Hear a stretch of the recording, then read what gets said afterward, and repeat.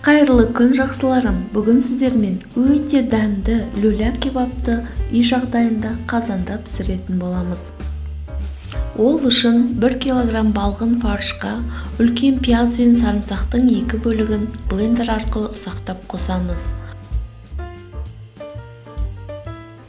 Оның үстіне 2 жұмыртқаны және де бөлкен нанның 3-тен 1 бөлігін суға жібітіп алып, әбден сығып, суын кетіріп саламыз.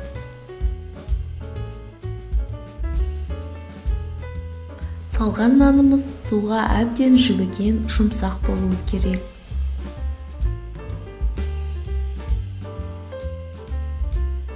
Нанымыз люля кебаптың формасын ұстап тұру үшін қажет. Нанымызды барынша сығып саламыз. Және де ұсақтап салуға тырысамыз. Осының үстіне 1 ас қасық тұз, 1 ас қасық қара бұрыш саламыз. Және де өзіңіз ұнатқан приправаны қоссаңыз болады. Менде кебапқа арналған қоспа.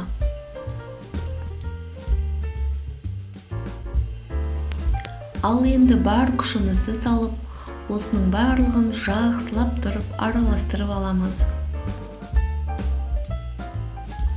Ең алғаш жасаған кезімде осынша дәмді болады деп ойламадым. Оны білгенде жиі жасап тұратын едім. Сіздер де міндетті түрде жасап көріңіздер, себебі бұл өте дәмді болып шығады. Барлығы жақсылап араласқаннан кейін бірдей 16 бөлікке бөліп аламыз да, әр бөлігімізді осындай формаға келтіреміз.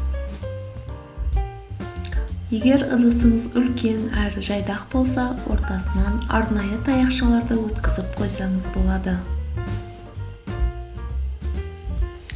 Кебаптарды жасау барысында табаға майды құйып қыздыра бастаймыз. Орташа отта қоямыз.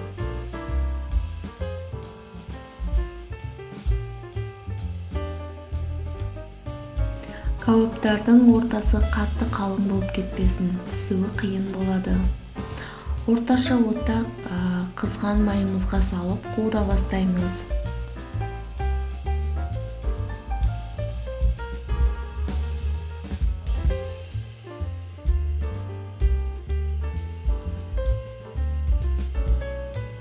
Екі жағы әдемі болып қызарғанша қуырып аламыз.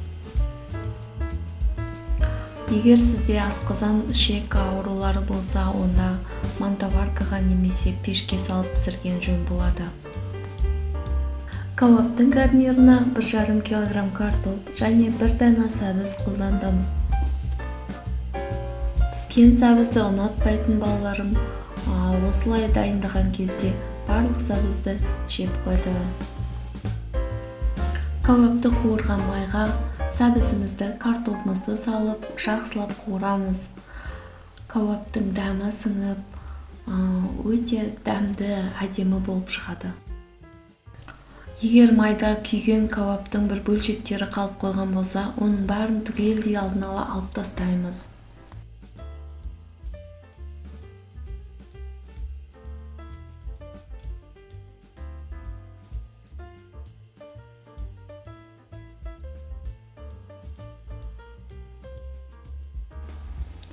Таза қазанға осы қуырған майымыздан 10 қасықтай құйып аламыз. Майымыз қазанның түбін толықтай жауып тұруы керек. Осы майдың үстіне жаңағы қуырған сәбіз картоптарымызды саламыз.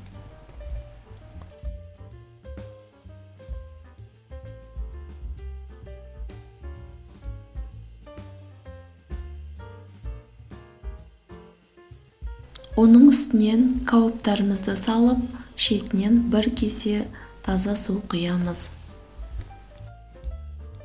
Суымыз қайнағанша қатты отта ұстаймыз 1-2 минут, кейін 20 минут аз отта пісіреміз.